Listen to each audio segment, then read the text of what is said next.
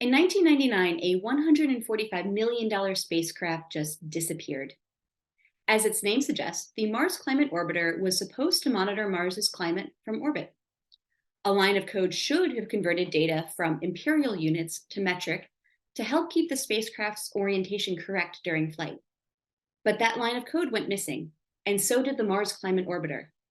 It was supposed to stay 160 kilometers above Mars' surface, but the last anyone heard from it, it was at an estimated 57 kilometers. Presumably, it burned up in the Martian atmosphere.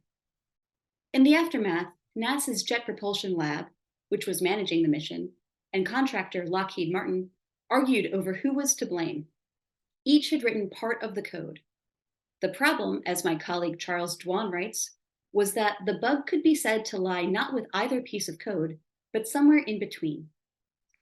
The story is both maddening and, if you aren't one of the people who worked on the orbiter, I imagine, pretty funny. Charles tells it in the new book, You Are Not Expected to Understand This: How 26 Lines of Code Changed the World. The collection of essays shares many stories of code and the humans who wrote it, for better or often for worse. For decades, there was widespread belief that technology could save the world, or at least make it better. Today, we're in a moment of deep cynicism about technology as it exacerbates tensions and reinforces existing inequities. But perhaps by thinking about the history of technology, we can create a better future for it.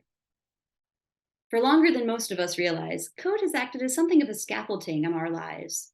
It powers the cars we drive, the Roombas cleaning up our cat's fur, the data big tech collects on us for advertising purposes, even what languages can appear online.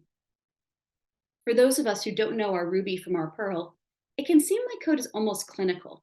There's a right answer and a wrong answer, a good idea and a bad idea. Code is the product of people who have world-changing ambitions, but they're also trying to get a project done before lunch and dealing with practical constraints. And their ambitions can blind them too. Decades ago, database programmers decided to save space on computers by allowing for only two genders.